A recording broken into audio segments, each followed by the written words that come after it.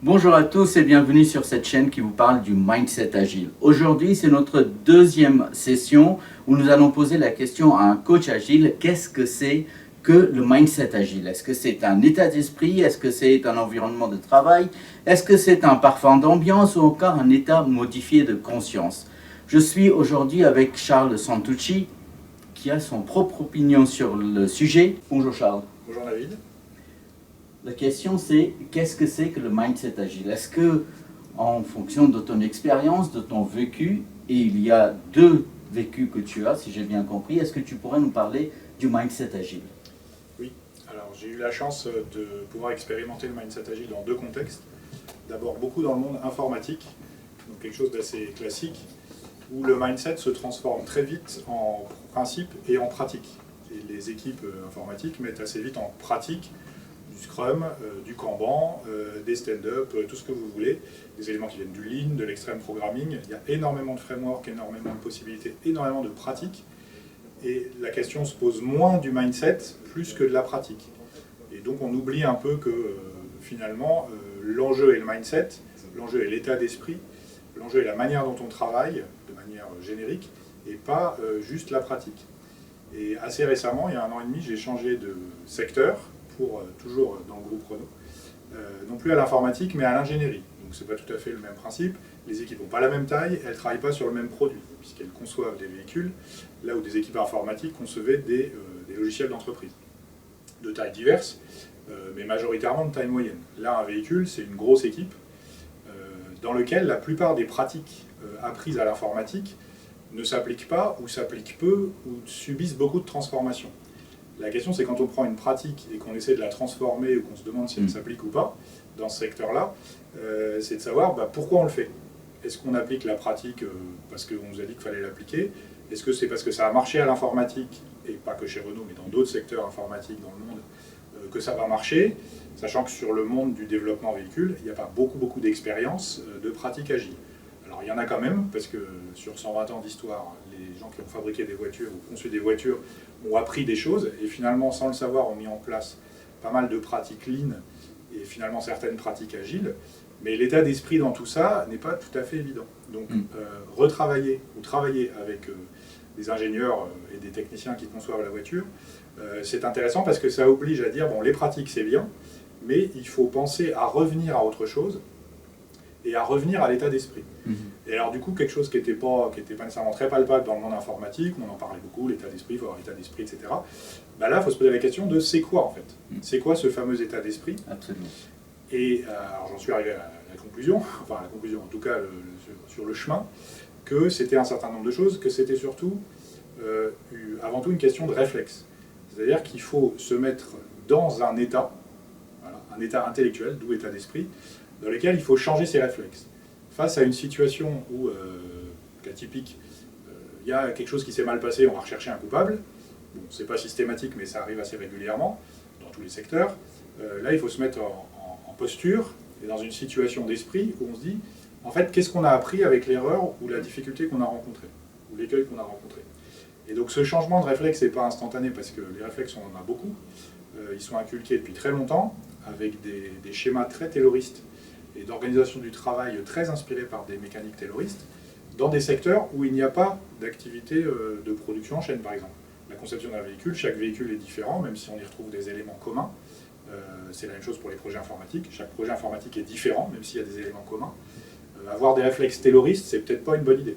Sur une chaîne de montage en usine, pourquoi pas? Dans une activité tertiaire ou une activité de fabrication unitaire, c'est pas nécessairement très pertinent. Donc chacun est prié de se remettre dans un état où il va pouvoir changer un peu de réflexe et se poser la question, est-ce que ce que je fais est cohérent et à quelle pratique ça m'amène? Parce que j'ai changé de posture dans mon esprit. Alors on peut réutiliser certaines pratiques qui existent déjà, et on peut aussi en inventer des nouvelles. Alors, Charles, tu as parlé de réflexe tayloriste, où on sait ce que c'est que le taylorisme. Est-ce que justement tu pourrais le développer un peu? Qu'est-ce que c'est que d'avoir des réflexes tayloristes dans un contexte de tertiaire? Alors, il y a cet exemple que j'ai cité là, de la recherche du coupable. Alors, c'est pas spécifiquement tayloriste, mais c'est un avatar du taylorisme. Il y a aussi un phénomène très courant qui est de considérer que toute activité est industrialisable. C'est-à-dire qu'on peut créer un processus qui marchera à chaque fois. Donc c'est vrai pour certaines activités, typiquement la production industrielle ou la fabrication en série d'un produit, où on essaie de reproduire le même niveau de qualité par un processus identique. En disant, si je mets en place exactement le même processus, comme je fabrique le même objet, j'aurai un résultat identique en termes de qualité. C'est très vrai, et ça n'a pas de raison d'être modifié fondamentalement. En revanche, quand on fabrique du logiciel, quand on conçoit un véhicule, quand on conçoit un processus, dans plein d'activités, cette logique-là est un peu mise en défaut. C'est-à-dire que ce n'est pas parce qu'on a un processus qui marche à chaque fois. D'abord, les équipes le modifient systématiquement pour l'adapter à leur contexte, parce qu'il y a systématiquement de la contextualisation. Et puis surtout, la vision, enfin l'esprit tayloriste, en tout cas, fait oublier souvent, enfin amener à oublier trois éléments. Donc ces trois éléments qui manquent un peu et qu'il faut retrouver pour avoir un état d'esprit agile et contemporain.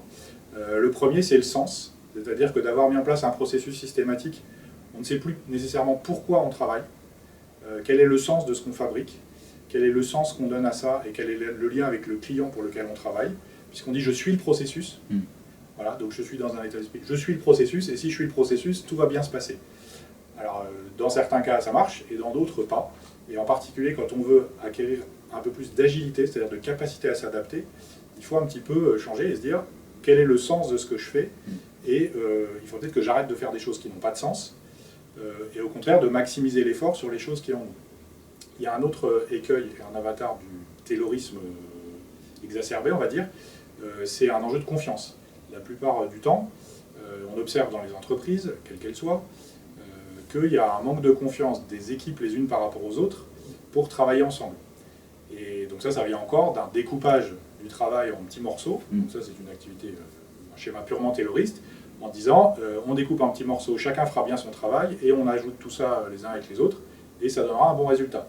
Alors c'est vrai dans certains cas, selon le type de travail effectué. Dans des travails très intellectuels, justement typiquement de conception, ça l'est moins, parce qu'il y a beaucoup de choses qui s'interfacent, qui s'intermêlent, etc. C'est même vrai d'ailleurs pour la fabrication de véhicules, il faut quand même que deux pièces qui s'assemblent bien, il y a beaucoup d'interconnexions. Mais on peut résoudre ça techniquement, et ça a été pensé à l'avance pour que sur la chaîne, ça fonctionne bien. Donc cet enjeu de confiance est absolument indispensable, autant que celui du sens, il s'en déduit. C'est-à-dire qu'une fois qu'on a donné un sens à quelque chose, il faut faire confiance aux gens qui sont compétents pour mener l'affaire, même s'ils dérivent par rapport à un processus ou des guidelines initiales. C'est bien d'avoir des guidelines ou un processus de référence, mais c'est bien de laisser en confiance les gens s'adapter et s'ajuster à ça, sans qu'ils soient obligés de se cacher pour s'adapter. Et enfin, et c'est lié à ça, les processus tayloristes ont tendance un peu à faire oublier aux gens qu'ils ont une capacité à inventer, à réfléchir et à innover, donc à penser. Et il faut redonner cette capacité à penser, donc trouver les verrous qui la bloquent. Alors selon l'entreprise et la situation et le métier, ce ne sera pas les mêmes verrous, mais il faut débloquer ces verrous pour redonner de la capacité, pour la pensée, mais finalement pour les autres. Comment donner confiance, comment donner du sens, et comment utiliser l'intelligence des uns et des autres, pas collective, l'intelligence de chacun pour avoir une production collective de bonne qualité, efficace, et qui répond à un besoin d'un client. Donc ce que tu dis en fait, c'est le sens, la confiance et la capacité personnelle à penser, à résoudre des problèmes. Donc en fait, ça renvoie au principe agile qui dit que les individus et leurs interactions, plus que les outils ou le processus qui vont venir bloquer à un moment donné leur réflexion commune, collaborative. C'est ça, l'état d'esprit agile, alors il y a une manifestation dans le fameux manifeste pour le développement agile du logiciel en 2001, c'est justement cette pensée se distille dans les quatre valeurs, qui ne dit pas qu'il faut faire ce qui est que des individus d'interaction à la place des processus et des outils, mais il faut d'abord penser aux individus et à leurs interactions. Et c'est ça qui va mettre les gens dans un état d'esprit qui vont les faire bien utiliser les process et les outils, plutôt que d'utiliser des process et des outils parce qu'on leur a dit qu'il fallait utiliser des process et des outils. Et leur permettre de réinventer et d'ajuster. Alors c'est fait assez généralement, simplement c'est pas toujours bien valorisé que de passer par la partie gauche du manifeste pour le développement agile, de logiciels, plutôt que par la partie droite. Donc c'est ça l'enjeu, c'est bien cette difficulté. Il faut revenir à un état d'esprit qui permette ça. Alors c'est souvent lié à la culture d'entreprise aussi, donc c'est pas facile à modifier. mais il faut trouver quel verrou, quel levier permettent de revenir à ça pour permettre aux équipes de réinventer les pratiques qui vont leur permettre dans leur métier d'être efficaces, adaptables, de s'ajuster aux attentes d'un client, au monde qui change, etc. Ok. Alors, tout ça, ça c'est très bien. J'ai bien retenu les 3 éléments que tu as dit, Charles. Comment est-ce qu'on les fait vivre sur le terrain? Est-ce que tu as une astuce que les personnes qui nous regardent pourraient utiliser au quotidien et ils se diraient, bah voilà, maintenant j'ai fait un pas de plus vers l'agilité, concrètement? Alors, c'est pas un truc extraordinaire, hein, mais c'est juste une préconisation. Moi, je travaille depuis très longtemps en binôme, systématiquement, avec quelqu'un qui est complémentaire de mes compétences, qui les a aussi éventuellement, ça dépend des cas, et qui compense un peu les choses que je fais pas bien d'ailleurs, éventuellement. Donc ce binôme est très efficace parce que justement, il permet d'aider à bien mettre en œuvre les 3 éléments, parce que dans un binôme, il faut se faire confiance. Absolument. Donc c'est déjà une étape de dire qu'on pratique soi-même ce qu'on préconise. Voilà, ça permet de temps en temps que l'autre dise non mais en fait ce qu'on fait ça n'a plus de sens, justement parce qu'on peut être lancé dans quelque chose parce qu'on est passionné, etc. Et ça permet d'avoir du recul, enfin de s'autoriser à prendre du recul, ou de provoquer une prise de recul, parce que l'autre dit mais de quoi tu parles, je comprends pas, t'es parti trop loin, ou des choses comme ça. Donc on a du sens mais éventuellement un peu moins de concret, ou un peu moins d'accessible à tous. Voilà, et puis la pensée, c'est que quand on est 2 cerveaux, les échanges de pensée et les ricochets, les rebonds qu'on fait sont beaucoup plus efficaces dans ce qu'on veut inventer comme atelier, comme formation, comme étape, comme discussion. Et de manière générale, quand on est même en discussion avec une équipe pour savoir ce qui lui va bien et quel est son problème, etc., avoir 2 cerveaux qui analysent avec leur expérience et ensuite partager ce qu'on a compris, c'est toujours efficace et c'est un service à rendre aux équipes qu'on accompagne que d'avoir quelque chose qui n'est pas monolithique. Okay. Parce qu'on peut très vite être, quand on est seul, on peut vite être dogmatique ou un peu monolithique ou avoir des dadas et vouloir absolument les proposer aux équipes et avoir systématiquement quelqu'un qui équilibre et qui contredit éventuellement et avec lequel on est à l'aise pour vraiment dire ce qu'on pense, dire tu vas trop loin, c'est n'importe quoi, ou alors très bonne idée, etc. Enfin être vraiment très à l'aise. C'est très efficace et ça fait 10 ans que je pratique ça, même peut-être encore avant, mais en tout cas, systématiquement, pas toujours avec la même binôme, c'est toujours des femmes, mais c'est très très efficace et moi je suis très content et je pense que j'aurais pas pu, pendant quelques mois j'ai été seul et j'ai trouvé ça très difficile. Dès que j'ai retrouvé une binôme, j'ai été content parce que du coup on est tous les 2 très efficaces. Voilà. Parce que justement, dans les interactions humaines, 1 + 1 ne fait pas 2, mais ça fait plus que 2. Éventuellement, oui. Et en plus, on pratique ce qu'on préconise, c'est-à-dire des interactions maximisées, de l'équilibre, de l'écoute des autres, etc. Donc le binôme est un bon espace d'expérimentation pour mettre en œuvre ce qu'on préconise.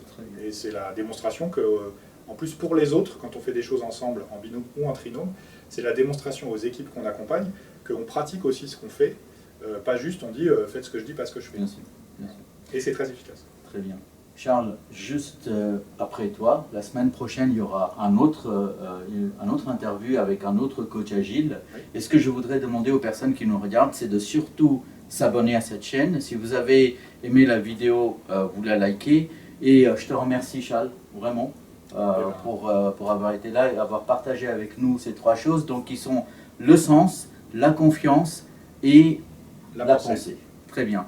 Merci beaucoup. On se retrouve dans la prochaine vidéo. À très bientôt.